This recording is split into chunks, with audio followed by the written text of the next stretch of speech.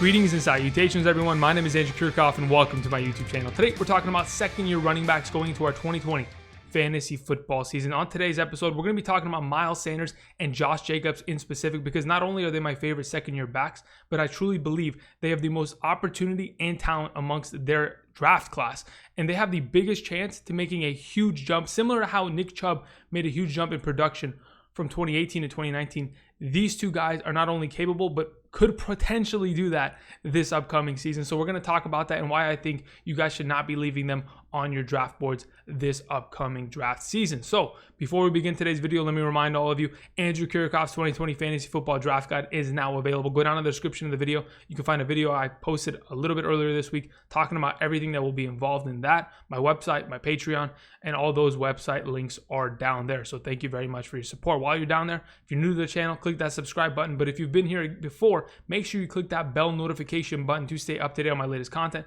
Just notifies you and gives you a notification on when my latest content has dropped. So without further ado, let's go ahead and let's talk about Miles Sanders and his potential going into 2020. Because again, second-year running backs are guys that definitely have value. But of the second-year running backs that I like, Miles Sanders and Josh Jacobs are obviously the ones that are jumping off screen to me. These are guys that are going between rounds 1 and 2, certainly, in comparison to guys like David Montgomery and Devin Singletary, who are definitely being left on boards until later rounds. And I did post a video a little bit earlier today talking about David Montgomery, or it should have been released by now. Regardless, if you want to go ahead and hear my thought process on David Montgomery, you can go and check that out. But we're talking about Miles Sanders right now. And why is that the case? Because he was absolutely incredible in 2019, despite playing literally 52.87% of the offensive snaps for the Philadelphia Eagles. That's right. I mean, Jordan Howard had to play, the starting role for, the first half of the season, mainly because Miles Sanders was, getting into the rhythm, finally finding his footing in the National Football League. But after he found his footing and was given the ample opportunity, Miles Sanders ran away with the job, and Jordan Howard is now gone and in Miami, taking a little bit of a vacation. But Miles Sanders was incredible. I mean, besides the fact that he had 179 rushes for 818 rushing yards, 63 targets for 50 receptions, 509 receiving yards, that's literally 10 yards per reception, and 3 rushing touchdowns and 3 receiving touchdowns, total of 6 total touchdowns. But either way, Miles Sanders was incredible, and he didn't even play that often. Nearly a 53% snap count share. I mean, comparatively to many of these other backs, everybody else is playing about 70% of snaps, maybe even more depending on the offensive scheme. The fact that Miles Sanders was able to finish with 193.7 half PPR fantasy points and finish as the number 15 overall back with a lack of opportunity that he had just makes me think that not only can he have a huge jump in production this upcoming season, but he could really be a monster and potentially carry your teams to the promised land. I mean, when we looked at what he produced from weeks 1 through 9 of last season, when Jordan Howard was pretty much taking over the job and producing as the RB1 for the Philadelphia Eagles, the production of Miles Sanders wasn't terrible. He was still averaging 9.68 fantasy points per game with a 38% snap count percentage.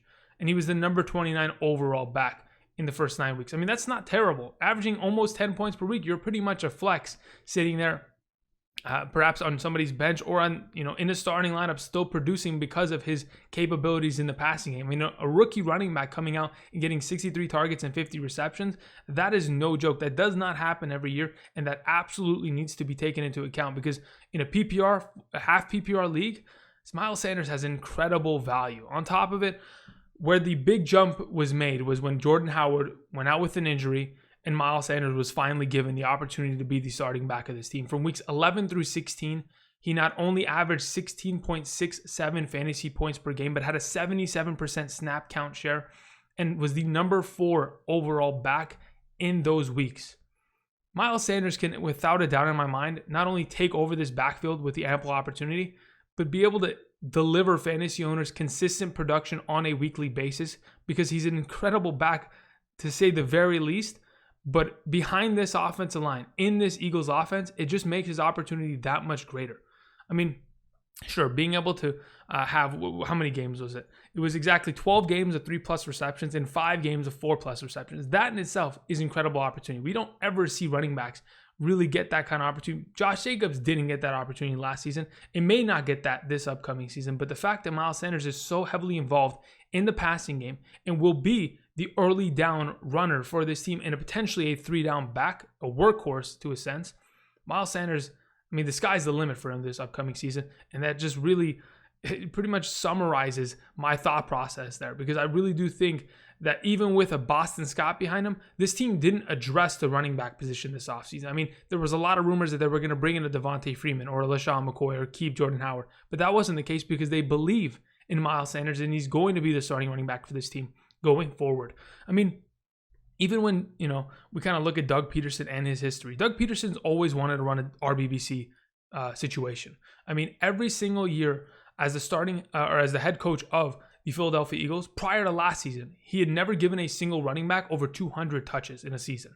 Last season, Miles Sanders broke that, proverbial curse and was allowed to run free and deliver a bunch of fantasy points to owners. And I think he's going to continue to just rack that up and deliver that this upcoming season. Sure, their offensive line took a couple hits this offseason, losing a guy that went to the Detroit Lions, Brandon Brooks, the all-pro guard with the Achilles injury, but they brought back Jason Peters. He's probably going to play guard for them, and they're going to be fine up front because they still have, Jason Kelsey, Lane Johnson, their first-round pick from the 2019 season.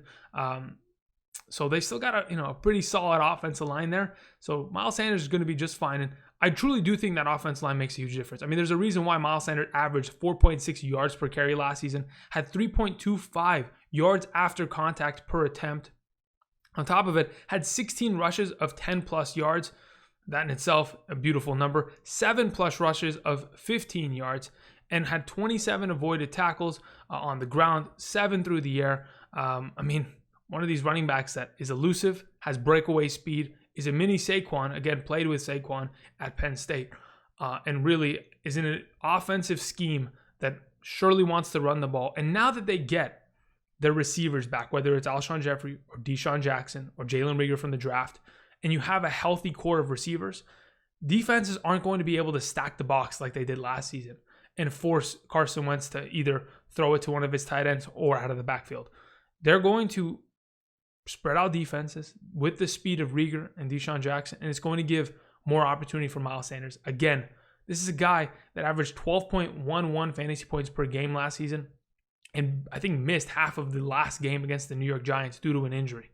All in all, I really do believe Miles Sanders is a monster and should not be taken for granted in your upcoming drafts and should be drafted when you get the opportunity. And if I'm not mistaken, he's coming off the board in the second round. That is unbelievable. And I'd love to get him at that current value because he's going to be a monster this year. All right, let's go ahead and move on. Let's talk about our next running back and my second favorite, I guess, because otherwise he would have been on the thumbnail, right? Mr. Josh Jacobs. I guess Josh Jacobs would have been on the thumbnail if he had just been my favorite running back of the second year guys. But as of this moment in time, Josh Jacobs sometimes goes in the first round.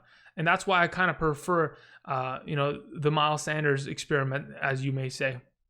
Drafting him and hoping that Doug Peterson is going to continue to feed him the ball. But regardless, Josh Jacobs is another one of these extremely talented wide receivers. Last season, 1,150 rushing yards, 20 receptions, coming from 27 total targets, 166 receiving yards, 7 rushing touchdowns, 7 total touchdowns. Didn't really get anything in the air, but had 181.6 fantasy points, a 13.97 fantasy point per game average because he only played 13 games.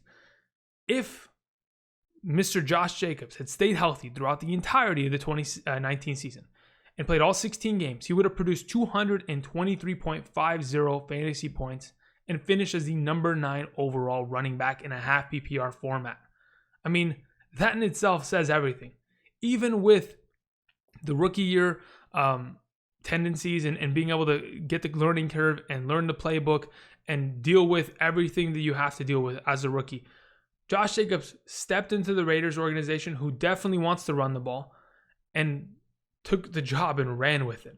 There was no way in hell that Josh Jacobs was going to be denied last season. He proved that by breaking records after breaking records on a weekly basis and dominating teams. And sure, there's a couple statistics here and there, like his reception game. 27 targets and 20 receptions isn't great. In comparison to a Miles Sanders who tripled that up practically in terms of targets last season, it's tough to kind of give me, a 100% idea that, okay, Josh Jacobs, if he played a full 16-game season, maybe could have had 27, maybe 30 receptions last year. Even that, I would love to see that number increase. And even earlier today, Josh Jacobs said, I want to catch 60 balls this year, and that's what I love to hear. With DeAndre Washington gone, sure, you still have Jalen Richard behind him, but I'm not really concerned about Jalen Richard. He was upped for a contract last season, but if you can go ahead and you can make Josh Jacobs a 3-down back, that makes your offense that much more of a consistent base. If you can teach him how to pass block and he's not a liability there, Josh Jacobs is a receiving back. I've seen him, after the catch, or his yards after the catch, whether it was back at Alabama or even last season. He has the ability to make defenders miss on a consistent basis, and that's one of the things that make Josh Jacobs one of the best running backs in the National Football League, even right now. I mean, he was literally the second most elusive running back amongst every running back last season that had played at least a couple games. He had 69 avoided tackles on the ground, 9 through the air. He had 16 rushes of over 15 plus yards, the third most amongst all running backs, only behind Nick Chubb and Derrick Henry. He had 4.8 yards per carry, 3.48 yards per carry after contact, for a total of 842 yards after contact. This is a running back that's not only going to run you over, run past you, or juke you at the line of scrimmage. He can do everything. This is one of the running backs that, in my opinion, is a generational kind of player. And he's in an offense that wants to feed him the ball, that knows that running the ball is going to win them games, and have built an offense around that entire thought process. They brought in some incredible offensive linemen. They, in my opinion, have a top 5 offensive line going into this upcoming season with Trent Brown, Rodney Hudson, the All-Pro center. You still have Richie Incognito there, Gabe Jackson, Colton Miller. You have a set of offensive linemen that are bruisers and want to run the ball on teams, and they're going to get that done. You still have a Darren Waller and Jason Witten brought in, Derek Carrier as your blocking tight ends. And then you went ahead and you added more pieces to the outside, be able to force defenses to not stack the box, similar to the Philadelphia situation where you bring in a guy like Henry Ruggs. You still have Tyrell Williams. You still have Hunter Renfrow. You bring in a Nelson Aguilar. You still have Zay Jones. There's a lot of talent on this team. They're going to spread the ball out, but again, they're going to run the ball, and they're going to feed this man the ball as many times as they possibly can, and I expect that to turn into a lot of success for a guy like Josh Jacobs. Unfortunately, last season, he only had 10 rushing attempts in the red zone, but again, that led to 5 of his touchdowns, a great number. Touchdowns are going to be a big deal for Josh Jacobs, especially if he doesn't get his reception numbers up, but I expect him, if he says, I want to catch the ball 60 times, then hopefully the team's going to listen and make a concerted effort into feeding him the ball. But either way, touchdowns is going to be an interesting number, because if he can get to that double-digit touchdown spot, he really is going to be, jumping into the conversation of potentially being a top 6, top 5 running back this upcoming season. Because again, the possibility of him, having 12 touchdowns, maybe more, being like a Derrick Henry. Yeah, obviously they're different sizes, and one of them, is more of a bruising back. But regardless, I really do think that Josh Jacobs has the capabilities of jumping into that conversation this upcoming season. Him and my man, the thumbnail himself, Miles Sanders, are great running backs. They're second-year studs, and they're going to be able to run away with their jobs and definitely produce some great fantasy numbers for you guys. So again, if they are available in your first and second rounds, and there isn't somebody that's significantly better, I really don't think that there's another running back this upcoming season that's going to make a bigger jump in production than Josh Jacobs or Miles Sanders. And that's why I have so much confidence, and that's why I wanted to share today's video with you guys, talking about these guys. Again, if you want to see another, second-year running back, I posted a video, or should have posted a video, of David Montgomery earlier today that I recorded yesterday. Go ahead and check that out and see my opinions on another one of these second-year backs. But again, these two guys are far and away the best of their draft class. Anyway, thank you everybody for watching. Let me know what you guys think down below in the comment section of Miles Sanders, Josh Jacobs. What do you guys think about their upcoming season, what their potential is, and if you agree or disagree with me.